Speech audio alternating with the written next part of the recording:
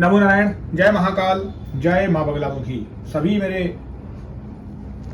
दर्शकों का बहुत बहुत स्वागत है। आशा करता हूं आप सभी लोग स्वस्थ होंगे, आपकी आध्यात्मिक उन्नति आगे बढ़ रही होगी। आप में से बहुत से लोग ये चाहते होंगे कि आपका अच्छा समय आए। पूजा पाठ आप करते हैं, साधना करते हैं, मंत्र जाप करते हैं, व्रत त्योहार भी करते हैं, और अगर आप सच्चे मन से करते हैं तो एक समय बाद आपका अच्छा समय भी जरूर आता है, क्योंकि ये सारी चीजें जो आप कर रहे हैं ये कर्म है, और कर्म से बढ़कर कुछ नहीं है। कर्म के बाद ही भाग्य आता है। खुद भाग्य जो है वो कर्मों के ही अधीन है। स्वयं श्री कृष्ण भगवान ने ये बात भी गीता में कही है कि जो इंसान कर्म करता है उसके पास ही मैं जाता हूं भाग्य बनकर। तो आप कर्म अपने करते रहिए, लेकिन आपको ये कैसे पता चले कि आपका जो समय है वो बदलने वाला है, आपके पास अच्छा समय आने वाला है। एक बात याद रखिएगा कि जब भी आपका भाग्य चेंज होगा तो आपको कुछ संकेतों के माध्यम से चीजें सुनने को मिलेंगी, दिखाई देंगी, और उनमें से कुछ संकेत मैं आपको बता रहा हूं। ये टोटल 11 संकेत हैं, 11 संकेत हैं। इनको ध्यान से एक एक करके सुनिएगा। ये संकेत अगर आपको मिलते हैं तो आपका भाग्य बदल जाएगा। अगर आपके दरवाजे पर सफेद गाय आना चालू कर दे, जैसे कोई गाय कभी आती ही ना हो और अकस्मात ही आपके घर पे कोई सफेद गाय आ जाए, तो प्यार से उसे रोटी खिलाइए, खाना खिलाइए, जो भी आप श्रद्धा भक्ति से दे सकते हैं वो तो कम से कम खिलाइए, क्योंकि पता नहीं किस रूप में नारायण मिल जाएगा। ये सच बात है। ईश्वर किस रूप में आ जाए कुछ आपको अंदाजा भी नहीं। और गाय तो माँ का भी दर्जा मिला हुआ है, और उसमें भगवान भी कोटि देवी देवता विराजमान रहते हैं। अगर आपको अपने आसपास कहीं पर भी कोई दूध से भरा हुआ बर्तन ले जाता हुआ दिखाई दे, या फिर बाल्टी दिखाई दे, अब ये जरूरी नहीं है कि कोई इंसान गौशाला बगल में ही है आपके तो आप देख रहे हैं, लेकिन अगर उस जगह से कहीं दूसरी जगह ले जाता हुआ दिखाई दे, तो ये जो चीज है ये नेचुरल नहीं हो सकती है, स्वाभाविक नहीं है।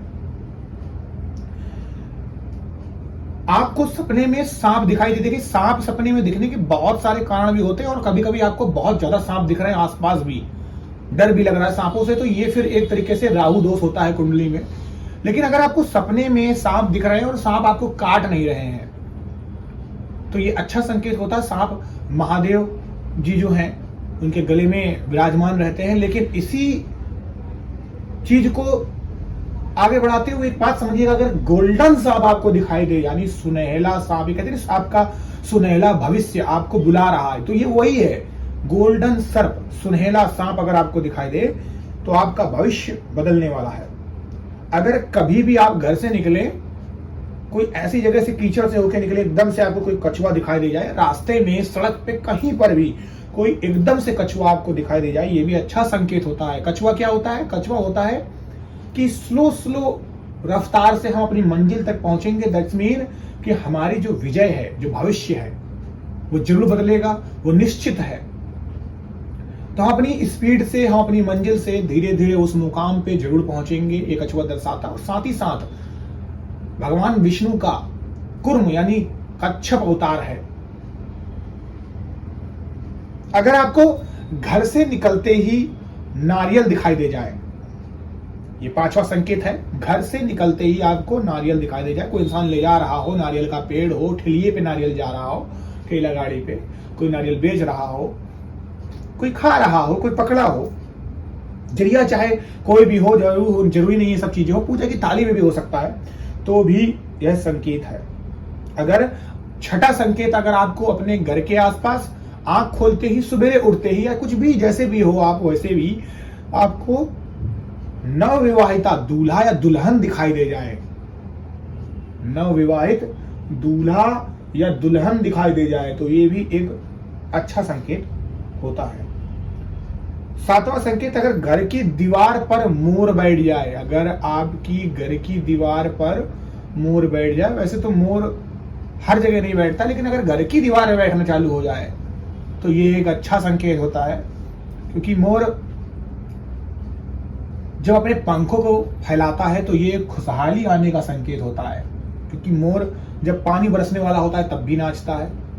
मोर की आवाज़ जो ध्वनि होती है बहुत अच्छी होती है, और मोर भगवान श्री कृष्ण के आप देखेंगे हमेशा करीब पाया जाता है। देखते हैं कि जहाँ पर भी श्री कृष्ण भगवान की फोटो होगी वहां पर या तो गाय माता होगी या मोर होगा, या हो सकता दोनों भी हों।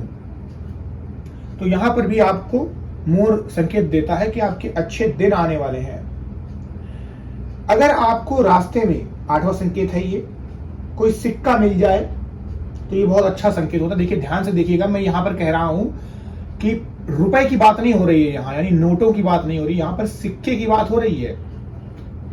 ठीक है, तो ये सिक्का अगर आपको रास्ते में मिल जाता है तो ये भी एक बहुत अच्छा संकेत होता है। ये बताता है कि आपका अच्छा समय आने वाला है।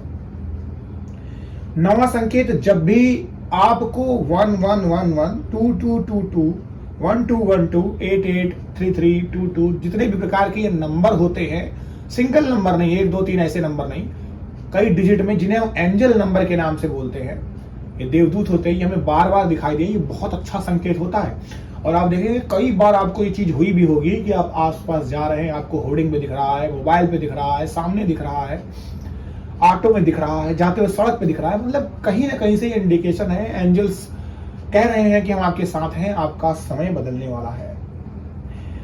10वां संकेत, अगर आपकी नींद 4 बजे के आसपास खुलती हो, फिर से सुन लीजिएगा, 4 से 5 बजे के बीच में, या 4 बजे 4:30 बजे, इस समय के बीच में खुलती हो तो भी आपका अच्छा संकेत होता है। लेकिन इस अच्छे संकेत को आपको सिर्फ नींद खुलने से ही काम नहीं चलेगा। उस समय में आप भगवान का आप चाहे तो नाम ले सकते हैं, राम नाम ले सकते हैं, किसी भी ऊपर वाले का आप नाम जाप ले सकते हैं, उनको धन्यवाद कहिए कि आपने मुझे चुना। और सबसे इंपॉर्टेंट बात है कि जब आपका अच्छा संकेत आएगा उस समय आपका विश्वास जो है वो परमात्मा में सबसे ज्यादा होगा। यानी जब भी आपका अच्छा समय आने वाला होगा तो आप एक चीज देखेंगे कि आपका जो विश्वास है वो परमात्मा की तरफ बहुत बढ़ जाएगा। आपको लगेगा कोई ईश्वरीय शक्ति हमारे साथ है और अब मेरा भाग्य बदलेगा। लेकिन जो लोग इसके अलावा ईश्वर पे विश्वास नहीं करते हैं, नास्तिक होते हैं, तो वो पहले से तो अपने मन से बीमार हैं ही, और ऐसा कह के अपने आप को नेगेटिव तरफ और खींच के और बीमार हो जाते हैं, क्योंकि मन ही हमारी सब चीजों का कारक है। अच्छा बुरा जैसा भी आप चाहे ये आपको बना सकता है। तो मन के आगे ही सब कुछ जीत है और मन के आगे ही हार है। जो लोग मेरे चैनल पे नए आए हैं वो लोग मेरे चैनल को लाइक और सब्सक्राइब करें। जो लोग मेरे चैनल पे पहले से हैं उन लोगों का बहुत बहुत शुक्रिया, प्यार। और आप लोग यूं ही अध्यात्म मार्ग पे आगे बढ़ते रहें। मैं अपने इष्ट श्री हरि नारायण विष्णु से ही कामना करता हूं कि आप सभी लोगों की सभी मनोकामनाएं पूर्ण हो। नमो नारायण। जय महाकाल, जय मां बगलामुखी।